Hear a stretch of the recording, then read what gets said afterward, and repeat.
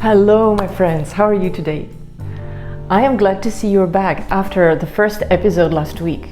In case you have not seen it yet, please use the link below to watch it first. If you're enjoying the series, please like this video and subscribe to our YouTube channel. Well, as you remember, last week I invited you to reflect on the sources of stress in your life and the ways of its elimination. These are very important reflections, and they need to be done on a regular basis. The truth is that we often get sucked into the routine and tend to forget about all the good resolutions we have set for ourselves. So I suggest that you use part of your Saturdays to reflect upon how you lived your past week, where you did well and where you could have done better. Learn from your mistakes and never forget to pat yourself on the shoulder for the successes and encourage yourself to do even better the following week. Just in parentheses, I suggested a Saturday for a specific astrological reason. So it is better not to move this activity to some other day of the week. Make it a tradition to analyze your life on Saturdays. Ask your family members for forgiveness for whatever went wrong and make plans ahead. Regarding our discussion about the impact of stress, I wanted to add a thing or two. Firstly, sometimes a woman can feel very stressed at home, and not finding the way out, she feels like she needs to escape. So she starts working more. She feels like she can dive into the world of professional growth and that it will hopefully reduce her stress level. And at the beginning, this trick might even work. But the truth is that the place of work is exactly that, a place where you come and do the work assigned to you by your boss. It is not tailored for a woman's need to grow happy. So, how does a woman become happy then, I hear you ask? Okay, here's one fact. A woman thrives on informal relations. She grows happy when she can have informal talks, chats and exchanges with her friends, or help neighbors, or when she creates an informal group of support, or babysits her friend's child. Well, you get the gist. Those of you who come to the office all bouncy, but in truth find that the best part of the day was a chat over coffee with her favorite colleague, and then a lunch with an old friend, well, those ladies will understand what I mean. You see, stress is absolutely destructive for a woman, and only when she has strong internal sources of happiness can she talk smoothly, act calmly, and support lovingly every member of her family without losing her cool, even in the most difficult moments of her life. When a woman is strong and internally complete, she can not only stay calm in the eye of the storm, she has this amazing ability to also protect all the other family members in the moment of need. What an amazing power, right? Well, a little example from my side. You know, my life was a little turbulent for a while. Well, I told you about that a little bit in the previous episode. I did spend a couple of years after that cocooning and doing yoga and learning massage, painting silk scarves and listening to meditative music. I transformed the way I eat and I filtered out all the people I no longer want to see. In other words, I was really charging my batteries. And when I started dating my husband-to-be, there was a moment where he was almost deported from our country of residence. Imagine the shock.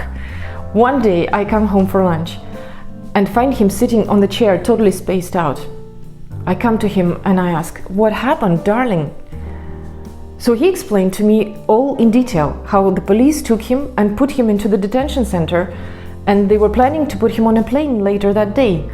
But then they released him 2 hours later because at that specific moment, as they realized, his home country was a no-go zone. So it started dawning on me that I was an inch away from losing him, and only a totally incredible set of odds made it so that we could still look at each other in the eye. If this happened in 2012, I think I would have freaked out big time. I could have even thought, well, you know, if he has such big issues with the state, that the state wants him to get out of the country, maybe I shouldn't even be with him, you know? But there and then, with my batteries charged, I knew the story. I trusted him, and I felt that it was just a test of time and circumstances.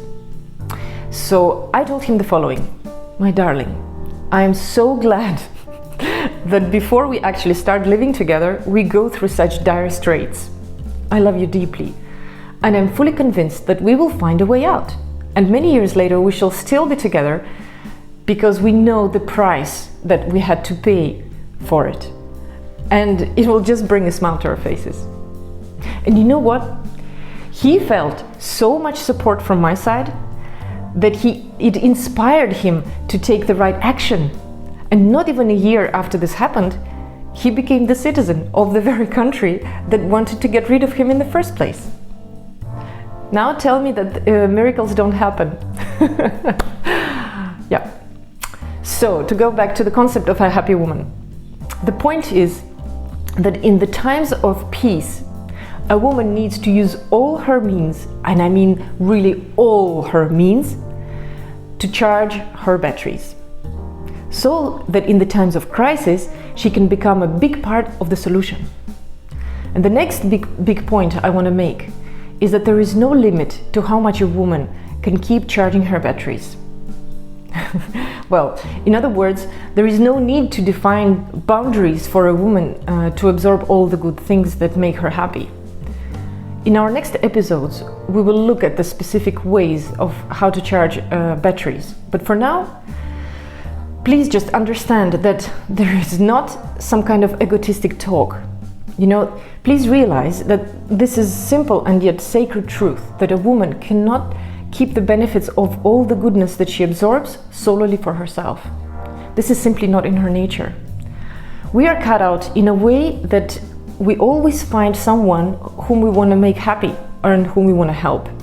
Well, actually, this is a topic for a whole nother episode, but you know, we'll keep it for later. So let me repeat. We women, by nature, cannot keep the benefits of all the goodness that we absorb solely for ourselves. This is valid also for men, but much, much more for women. Nature created us in such a way that we are only happy when we serve others. Think about it. And so, the more a woman is happy, the more she wants to and eventually makes everybody around her happy. Nice, right? However, please also realize that we cannot make other people happy when we act from the place of lack. Nor can we become happy by hurting others. It is a simple yet very powerful realization that we need to make. All right, I will now leave you to ponder upon the facts. A woman thrives on informal contact and not at work. B, a woman can become super powerful in the moment of trouble only when her battery is charged. And C, we are all happy when we serve others.